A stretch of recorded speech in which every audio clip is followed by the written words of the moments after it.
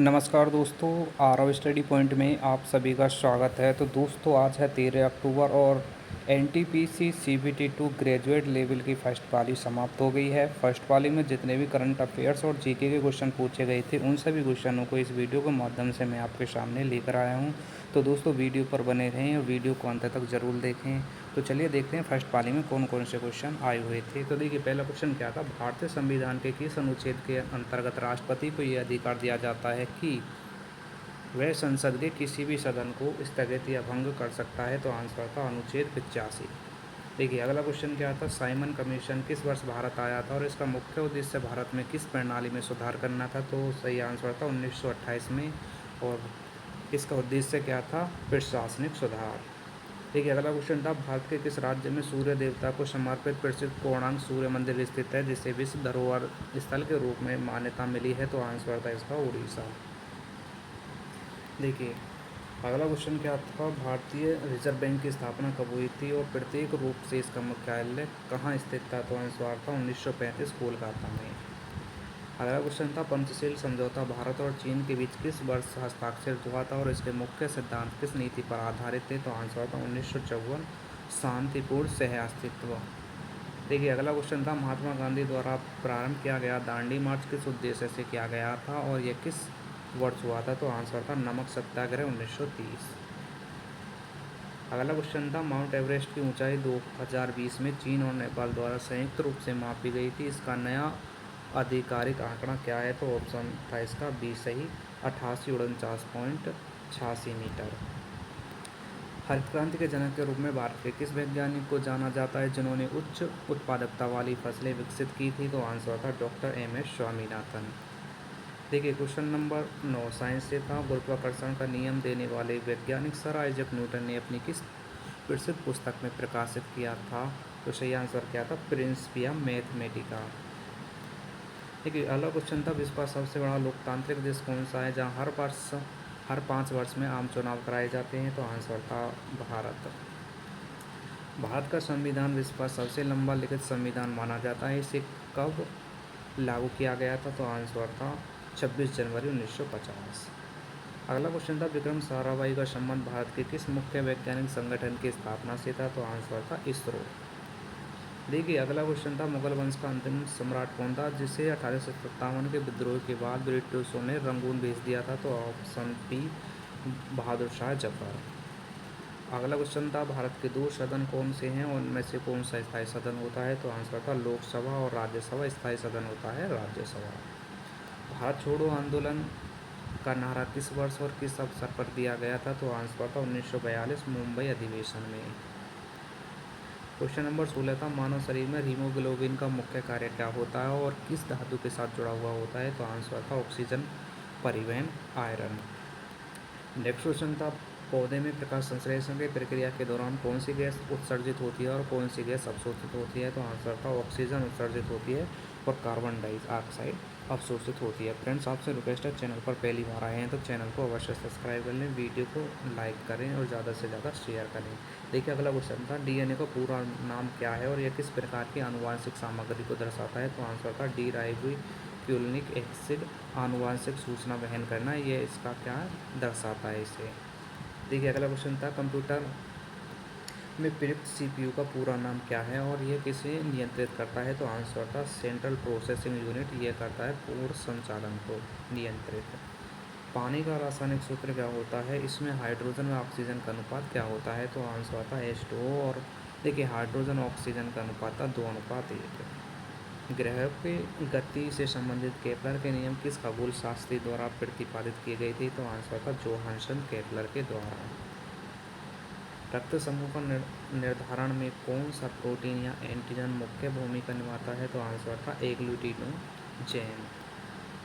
किस वैज्ञानिक ने इलेक्ट्रॉन की खोज की थी और इसका उपकरण का उपयोग किया गया था। तो आंसर था DJ Thomson. Cathode ray tube उपकरण का उपयोग किया गया था। विटामिन D का मुख्य स्रोत क्या है और इसकी कमी से कौन सी बीमारी होती है। तो सही आंसर था सूर्य का प्रकाश। और बीमारी कौन सी होती है, रिकेट्स, ठीक है, इसकी कमी से।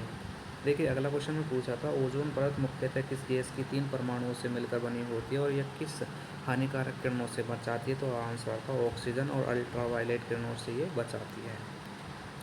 मानव शरीर में पाचन की क्रिया सबसे पहले कहाँ से प्रारंभ होती है और कौन सा एंजाइम इसमें सहायक होता है? तो आंसर था मुंह में। और एंजाइम कौन सा होता है? एमाइलेज। पृथ्वी के वायुमंडल में कार्बन डाइऑक्साइड की अधिकता से कौन सी वैश्विक समस्या उत्पन्न होती है जिसे ग्रीन हाउस इफेक्ट कहा जाता है? तो आंसर था वैश्विक ताप वृद्धि। आगे देखिए अगला क्वेश्चन क्या था? रॉकेट के सिद्धांत का आधार किस वैज्ञानिक के गति के तीसरे नियम पर आधारित है? तो आंसर था न्यूटन। क्वेश्चन नंबर 29 था सौर ऊर्जा के उपयोग के लिए प्रयुक्त फोटोवोल्टिक सेल किस पदार्थ से बना हुआ होता है? तो आंसर था सिलिकॉन। देखिए अगला क्वेश्चन था क्या था? कंप्यूटर की अस्थायी स्मृति को क्या कहा जाता है और इसका कार्य क्या है? तो आंसर था रैम। और ठीक है, इसका कार्य क्या है? तात्कालिक डाटा प्रोसेसिंग। अगला क्वेश्चन था क्लोरोफिल पौधे के किस भाग में पाया जाता है? यह किस प्रकार की किरणों को अवशोषित करता है? तो आंसर था पत्तियों में पाया जाता है। नीला और लाल रंग किरणों को अवशोषित करता है। पानी के उबले सामान्य तापमान समुद्र तल पर कितना होता है? ऊंचाई बढ़ने पर इसमें क्या परिवर्तन होता है? तो आंसर था 100 डिग्री सेल्सियस। और ऊंचाई बढ़ने पर इसका परिवर्तन क्या होता है? इसमें मान में घटता है। नाभिकीय विखंडन किस प्रक्रिया को कहते हैं? इसका उपयोग कहाँ किया जाता है? तो आंसर था परमाणु के टूटने की प्रक्रिया को। और इसका उपयोग किया जाता है परमाणु संयंत्रों में।